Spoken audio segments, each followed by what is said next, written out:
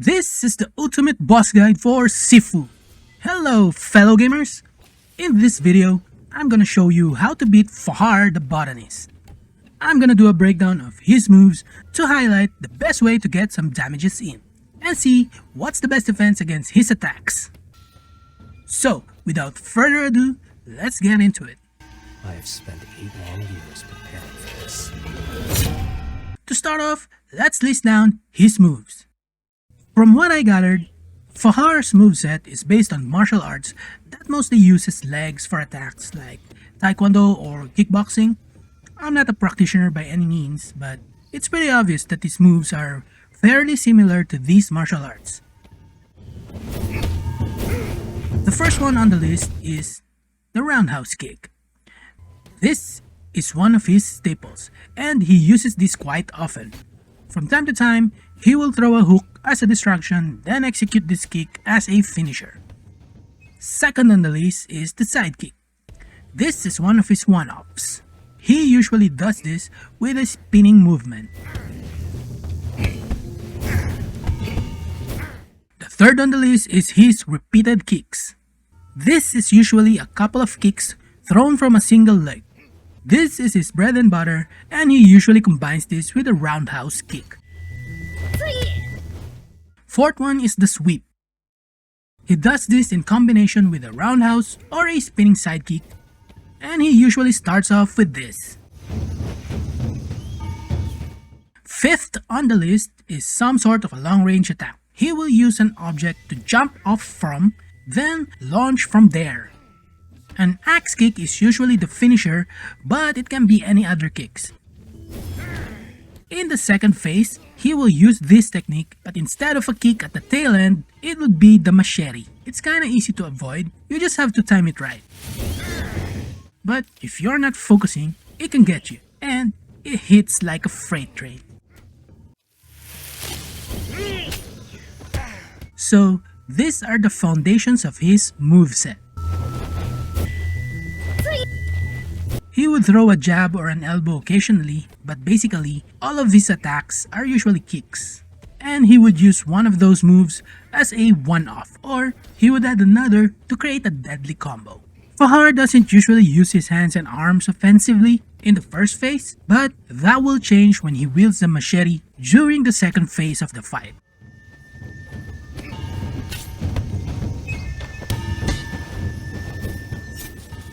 Technically, he will use the same attacks during his second phase with some addition or some slight variation. Plus, he'll be using a machete. So, in other words, in addition to his kicks, he'll be swinging his arms more for offense. One example is his bread and butter attack, the repeating kicks roundhouse combo. In the second phase, he would add 2 slashing attacks with his knife in between of the repeating kicks and the roundhouse kick.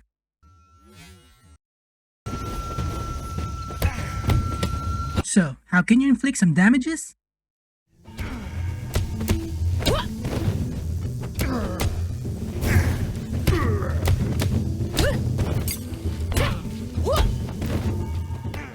Important thing to remember, the attacks that these bosses employ usually has a cadence or a rhythm to them. It's usually 1, 2,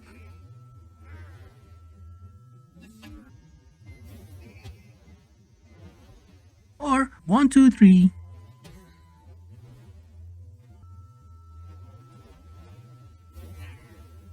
It's only a matter of recognizing which one they frequently use. If you can get the pattern down, you'll have a better chance at kicking their butts moving forward. Keep in mind though, these patterns will slightly vary during the second phase of the fight.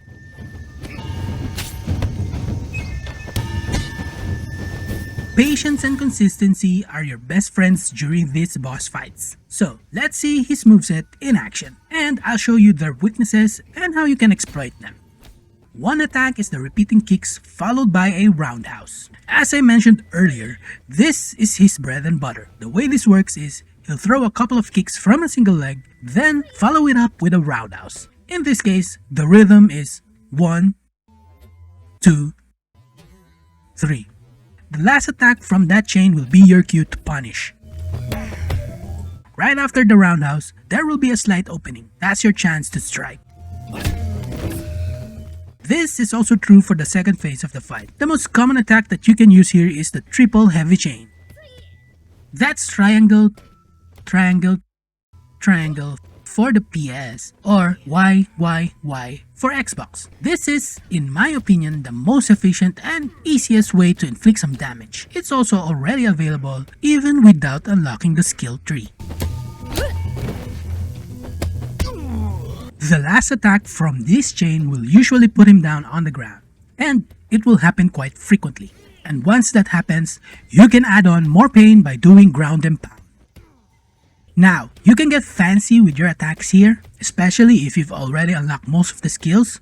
It's up to you if you want to be creative or flashy. But my suggestion is to start with the most basic yet effective way to damage him. This chain should be your bread and butter, because it's the simplest combo with the highest amount of damage output. Another attack is the sweep followed by another kick, usually a roundhouse. It has a 1-2 count. He'll throw the sweep and would immediately follow it up with a high kick, usually a roundhouse. He would also follow it up with a spinning sidekick from time to time. This is also another cue for a counter attack. If you're already familiar with using the controls or avoiding attacks, you would have an easier time dishing out some damages. Another point of attack is right after the jumping attack. Just time his landing correctly.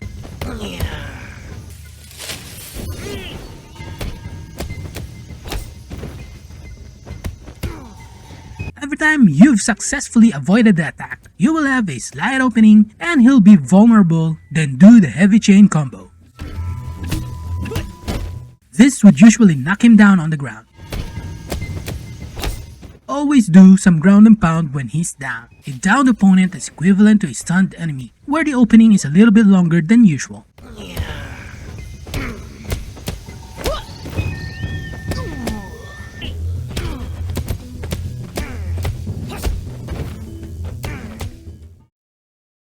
So usually, avoiding his attacks is the best way to defend. But if you're not yet comfortable doing that because your timing is off, you can always use the block button.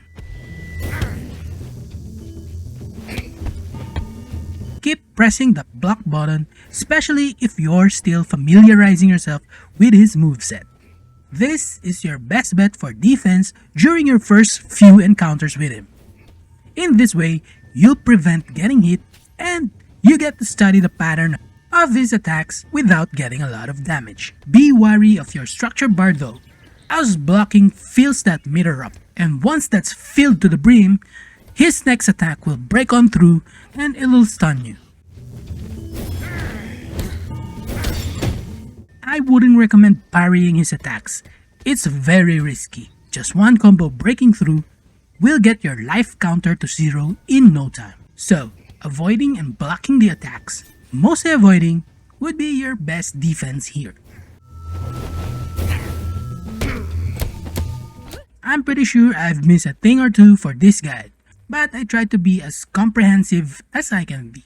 If I did indeed miss some things, or there's something you would like to add, let us know in the comments section below.